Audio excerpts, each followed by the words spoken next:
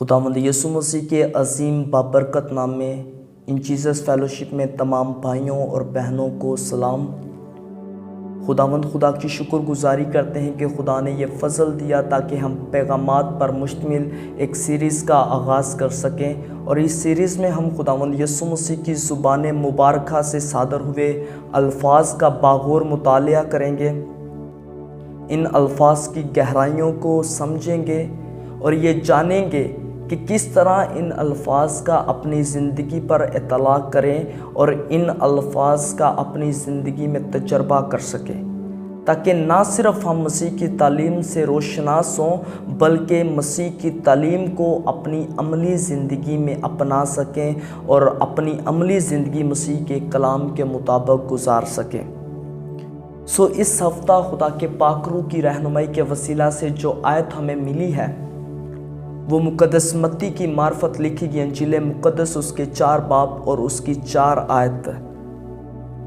خدا کے کلام میں لکھا ہے، اس نے جواب میں کہا، لکھا ہے کہ آدمی صرف روٹی ہی سے جیتا نہ رہے گا بلکہ ہر بات سے جو خدا کے منہ سے نکلتی ہے۔ خداوند یسوع مسیح نے جب بپتسمہ لیا تو روح کبوتر کی مانند مسیح خداوند پر اترا۔ آسمان سے آواز آئی کہ یہ میرا پیارا بیٹا ہے جس سے میں خوش ہوں، اور 4 باب کی پہلی آیت میں لکھا ہے، اس وقت روح یسوع کو جنگل میں لے گیا تاکہ ابلیس سے آزمایا جائے۔ روح یسوع کو جنگل میں لے گیا، یہاں جنگل میں لانے والا خدا کا روح ہے۔ شیطان یسوع کو بیابان میں نہیں لے کر آیا بلکہ خدا کا روح ہے، اور یہ آیت ہمیں بتاتی ہے کہ یسوع مسیح روح کی قیادت میں چل رہے ہیں، گویا روح کے پیچھے چل رہے ہیں۔ آج ہم مسیحیت میں دیکھیں، بہت سے مسیحی ہمیں روح میں پرجوش نظر آتے ہیں، اچھی بات ہے، پر روح کے مطابق روح کے پیچھے چلنے والے بہت کم ہیں۔ خداوند چاہتا ہے کہ ہم روح کی ہدایت کے مطابق چلنے والے ہوں، روح کی قیادت میں چلنے والے ہوں، جس طرح ہمارا خداوند روح کی قیادت میں چلا۔ روح کی پیچھے چلنے کے تعلق سے خدا کے کلام مقدس میں ایک آیت مجھے یاد آ رہی ہے، رومیو 8 باب کی 14ویں آیت میں لکھا ہے، اس لیے جتنے خدا کے روح کی ہدایت سے چلتے ہیں وہی خدا کے بیٹے ہیں۔ حقیقی مسیحی طرز زندگی روح کی قیادت میں چلنا ہے۔ اس لیے بھائیوں بہنوں، خداوند میں زندگی گزارنا جو ہے وہ روح کی قیادت میں چلنا ہی ہے۔ آج ہمیں روح کی قیادت کے مطابق چلنا ہے تاکہ ہمارا خداوند ہماری زندگیوں سے خوش ہو سکے۔ تو لکھا ہے کہ یسوع مسیح روح کی قیادت میں بیابان میں لے جایا گیا تاکہ شیطان کے ذریعے آزمایا جائے، اور 40 دن اور رات فاقہ کر کے آخر اسے بھوک لگی، اور آزمانے والے نے پاس آ کر کہا، اگر تو خدا کا بیٹا ہے تو فرما کہ یہ پتھر روٹیاں بن جائیں۔ اب آئیں تھوڑی دیر اس تضاد کو دیکھیں کہ مسیح کے بپتسمے کے بعد جلال اور شیطان کے ذریعے آزمائے جانے والے چیلنج کے درمیان ایک غیر معمولی تضاد ہمیں نظر آتا ہے۔ پہلے یردن کا ٹھنڈا پانی ہے، پھر بنجر بیابان ہے، پہلے بڑا ہجوم ہے، پھر تنہائی اور خاموشی ہے۔ روح کبوتر کی مانند آرام کرتا ہوا پہلے نظر آتا ہے، پھر روح یسوع کو بیابان میں بھیجتا ہوا نظر آتا ہے۔ پہلے باپ کی آواز ہے اور پھر شیطان کی آزمائش والی آواز ہے۔ پہلے مسا ہے، پھر حملہ ہے۔ پہلے بپتسمے کا پانی ہے، پھر آزمائش کی آگ ہے۔ پہلے آسمان کھلا ہوا ہے، پھر آسمان بند ہے، کوئی جواب نہیں۔ روح القدس ہمیں آزمائش میں نہیں ڈالتا، روح القدس ہماری رہنمائی کرتا ہے اور ہمیں اس جگہ پر لے کر جا سکتا ہے جہاں ہمیں آزمایا جا سکتا ہے، پر آزمانے والا شیطان ہے۔ آزمائش میں ہم خود ثابت ہو سکیں اور ان روحانی مخلوق کی نظر میں ثابت ہو سکے جو ہر وقت ہمیں دیکھتی ہیں۔ خدا ہمیں آزماتا نہیں ہے، خدا سب جانتا ہے، پر آزمائش ہماری اپنی نظر میں ثابت ہونے کے لیے ہے، اور دوسرا اس روحانی مخلوق کی نظر میں ثابت ہونے کے لیے ہے جو ہمیں دیکھتی رہتی ہیں۔ اس لیے خدا کے کلام میں لکھا ہے کہ جب آزمانے والا یسوع مسیح کے پاس آیا تو اب دیکھیں آیا کب ہے، جب یسوع مسیح کو 40 دن اور 40 رات فاقہ کیے ہوئے بہت سخت بھوک لگی، پھر آزمانے والے نے سوال کیا، اور سوال اس فطرتی کمزوری کے تعلق سے ہے۔ جب یسوع مسیح بھوک محسوس کر رہے ہیں، پھر شیطان نے سوال کیا، اور سوال کیا ہے کہ اگر تو خدا کا بیٹا ہے تو فرما کہ یہ پتھر روٹیاں بن جائے۔ اگر تو خدا کا بیٹا ہے، ان الفاظ کا یہ مطلب نہیں ہے کہ شیطان جانتا نہیں تھا کہ یسوع خدا کا بیٹا ہے یا نہیں، وہ آلریڈی جانتا تھا، پر اس کے بولنے کا مطلب ہے کہ تو خدا کا بیٹا ہے تو ثابت کر۔ ایک ترجمے میں لکھا ہے چونکہ تو خدا کا بیٹا ہے اس لیے فرما کہ یہ پتھر روٹیاں بن جائیں۔ شیطان جانتا تھا کہ مسیح کے کہنے میں اتنی پاور ہے کہ وہ ان پتھروں سے کہہ دے تو یہ روٹیاں بن جائیں گے۔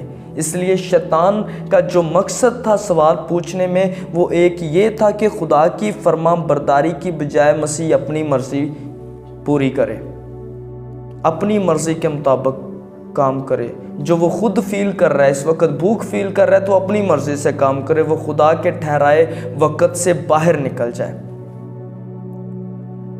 شیطان کے سوال میں یہ مقصد تھا کہ مسیح اپنی طاقت کو خود غرضی کی وجوہات کے لیے استعمال کرے، روحانی غذا کی بجائے جسمانی خواہشات پر توجہ اس کی مرکوز ہو جائے۔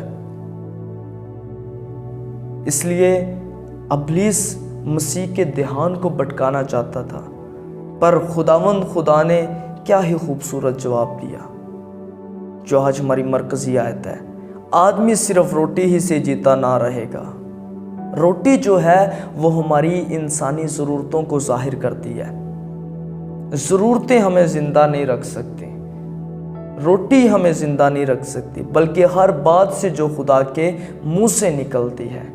اس لیے خداوند نے جواب دیا کہ ہر بات جو خدا کے منہ سے نکلتی ہے، مطلب جس خدا نے ہمیں پیدا کیا، جس خدا نے ہمیں سانسیں دی ہیں، وہ ہمیں زندہ رکھنا جانتا ہے، اور وہ اپنے طریقے سے ہمیں زندہ رکھنا جانتا ہے، بجائے سے کہ ہمارا دھیان جو ہے وہ روٹی پر لگے، ہمارا دھیان ہماری زندگی، ہم اپنی زندگی جو ہے وہ روٹی پر انحصار کرتی ہوئی سمجھیں کہ روٹی نہیں ہے تو ہم مر جائیں گے، نہیں، بلکہ ہمارا دھیان جو ہے وہ خدا پر ہو۔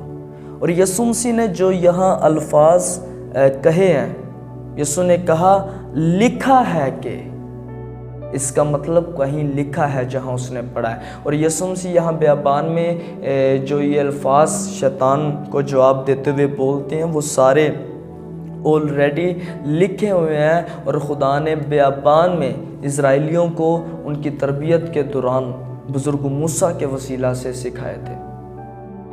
بزرگ موسیٰ استثنا 8 باب کی 3 آیت میں کہتے ہیں کہ خدا نے تمہیں بھوکا ہونے دیا، تمہیں عاجز کیا تاکہ تمہیں وہ منہ کھلائے، اور پھر وہ کہتے ہیں کہ آدمی صرف روٹی ہی سے جیتا نہ رہے بلکہ ہر بات سے جو خدا کے منہ سے نکلتی ہے۔ تو بزرگ موسیٰ نے لوگوں کی تربیت کی، انہیں یہ سکھایا کہ انسان جو ہے وہ روٹی پر انحصار نہ کرے، روٹی جو ہے اس پر ہمارا دھیان نہیں ہونا چاہیے، ہمارا دھیان خدا پر ہونا چاہیے، اور ہمیں خدا پر بھروسہ رکھنا سیکھنا ہے، تاکہ خدا ہمیں ہر وقت، وہ ہمارا پرووائڈر ہے، وہ یہوہ یری ہے، وہ ہمیں مہیا کرنے والا ہے۔ ہماری نظریں اس پر ہونی چاہیے، حالاتوں پر نہیں، روٹی پر نہیں، ضرورتوں پر نہیں، بلکہ ہمارا دھیان اس خدا پر ہونا چاہیے۔ خداوند نے بزرگ موسیٰ کے وسیلہ سے یہ ان کی تربیت کی تھی، اور یسوع مسیح جو الفاظ استعمال کر رہے ہیں وہ وہی استعمال کر رہے ہیں جو خدا نے بیابان میں انہیں سکھائے تھے۔ اب بیابان میں خدا نے بنی اسرائیل قوم کو گزارا تاکہ ان کی تربیت ہو سکے، وہ تیار ہو سکیں اس ملک میں رہنے کے لیے جو خدا انہیں مہیا کرے گا۔ تو یسوع مسیح کے 40 دن اور 40 رات جو بیابان میں گزرے، موسیٰ کے جو بیابان میں 40 دن اور 40 سال جو گزرے، وہ ایک دوسرے کے ساتھ بڑا میل کھاتے ہیں۔ جو یسوع مسیح یہاں الفاظ بول رہے ہیں وہ بیابان میں جو بزرگ موسیٰ کے وسیلے خدا نے لوگوں کی تربیت کی، وہی یسوع مسیح ان الفاظوں کا استعمال کرتے ہیں۔ تو خدا کا روح جب ہمیں بیابان میں لاتا ہے تو ہمیں تیار کرنے کے لیے، آزمائشیں ہمیں تیار کرتی ہیں، ہمیں گریٹ بناتی ہیں، ہمیں مضبوط بناتی ہیں۔ اگر اسرائیلیوں کی طرف دیکھیں تو جب یہ بیابان میں داخل ہوئے تھے، ان کے کندھے جھکے رہتے تھے، ڈرے سہمے تھے، کمزور تھے، خوف زدہ تھے، پر جو ہی یہ بیابان سے نکلتے ہیں ایک بڑی فوج کی صورت میں بیابان سے نکل کر انہوں نے کنعان پر قبضہ کیا، وعدے کی سرزمین پر قبضہ کیا۔ تیاری ان کی ہوئی بیابان میں۔ یسوع مسیح جب بیابان سے نکلتے ہیں، فرشتے آ کر ان کی خدمت کرتے ہیں، بڑے بڑے یسوع مسیح نے کام کیے، مردوں کو زندہ کیا، طوفانوں کو تھمایا۔ تو بیابان میں جب خدا کا روح ہمیں لے کر آتا ہے تو ہمیں جب ہماری وہاں آزمائش ہوتی ہے تو ہم مضبوط بنتے ہیں۔ خدا ہمیں شاندار طریقے سے بنانے کے لیے بیابان میں سے گزارتا ہے۔ ہوسیہ 2 باب کی 14ویں آیت میں کیا ہی خوبصورت آیت ہے، لکھا ہے and bring Hare into the wilderness, میں انہیں لے آؤں گا بیابان میں۔ کیسے لے آؤں گا؟ بیہولڈ آئی ول الور ہر، کہ میں انہیں فریفتہ کر کے لے آؤں گا۔ فریفتہ مطلب ورگلا کر لے کر آؤں گا، سبز باغ دکھا کر لے کر آؤں گا، میں انہیں موہ کر کے لے آؤں گا۔ خداوند کہتا ہے میں انہیں ورگلا کر، انہیں للچا کر لے آؤں گا۔